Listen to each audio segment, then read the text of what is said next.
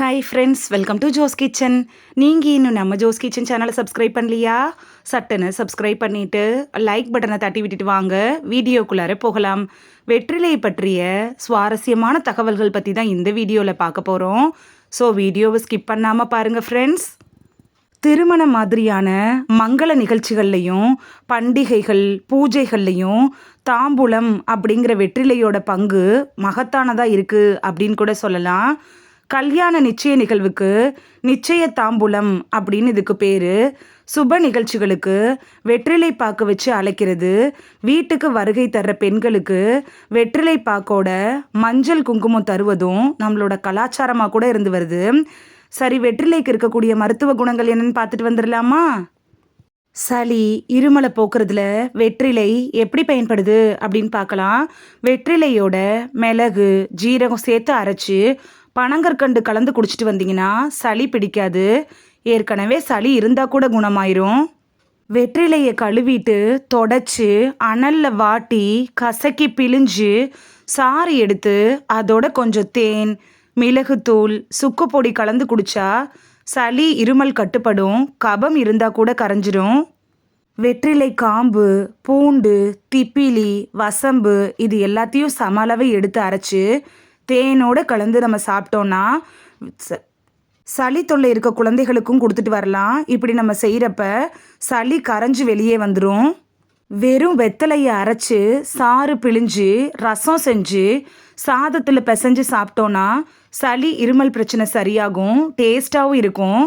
முள் குத்திருச்சுன்னா முள்ளை எடுத்ததுக்கு அப்புறமும் வலி இருந்துச்சுன்னா 2 வெற்றிலையை நெருப்பில் வாட்டி ஒத்தடம் கொடுத்தீங்கனாலே போதும், வலி குறைஞ்சி எதமாக இருக்கும். பூரா கம்பளி பூச்சிலாம் கடிச்சிருச்சுன்னா ஒரு வெற்றிலையோட கொஞ்சோண்டு மிளகு வச்சு மென்று சாப்பிட்டிங்கன்னா தடிப்பு மறைஞ்சு வலி குறையும், விஷமும் பரவாது. தலைவலி குணமாக வெற்றிலை எப்படி பயன்படுது அப்படின்னு பார்க்கலாம். ஒரு வெற்றிலையோட சின்ன துண்டு சுக்கு சேர்த்து அரைச்சி நெற்றியில் பற்று போட்டு வந்தோன்னா தலைவலி சரியாகும். குழந்தைகளுக்கு வயிற்று வலி குணமாக வெற்றிலை எப்படி பயன்படுது அப்படின்னு பார்க்கலாம். குழந்தைங்களுக்கு வயிற்று வலி வந்துருச்சுன்னா வெற்றிலையை தணலில் வாட்டி கை பொறுக்கிற சூட்டில் வயிற்றின் மேல் வச்சு எடுத்திங்கன்னா வயிற்று வலி குணமாகும்.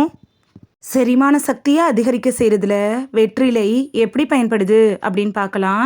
வெற்றிலை பாக்கு சுண்ணாம்பு இது எல்லாத்தையும் அளவோடு வச்சு மென்று சாப்பிட்டோன்னா காரம் துவர்ப்பு சுவையோடு உருவாகக்கூடிய உணவு கூட ஜீரணமாகும்.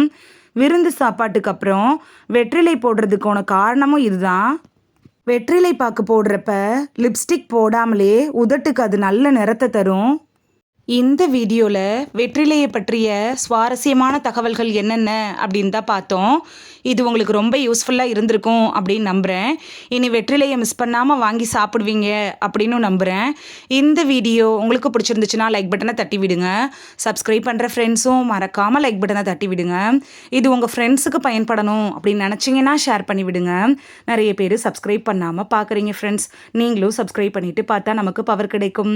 நீங்கள் சப்ஸ்கிரைப் பண்ணிவிட்டு பார்க்குறது இது மாதிரியான வீடியோக்கள் தொடர்ந்து போடுறதுக்கு எங்களை மோட்டிவேட் செய்கிற விதமாக அமையும் ஃப்ரெண்ட்ஸ். சப்ஸ்கிரைப் பண்ணுறதோட மட்டும் இல்லாமல் பக்கத்தில் இருக்க பெல் ஐக்கானை கிளிக் பண்ணி ஆளுங்கிற ஆப்ஷனை கிளிக் பண்ணி வச்சிட்டிங்கன்னா நாங்கள் வீடியோ போட்ட உடனே நோட்டிஃபிகேஷன் உங்கள் செல்ஃபோனை வந்தடையும். நாளைக்கு வேறொரு ஆரோக்கியமான பதிவில் சந்திக்கலாம். Thank you, by.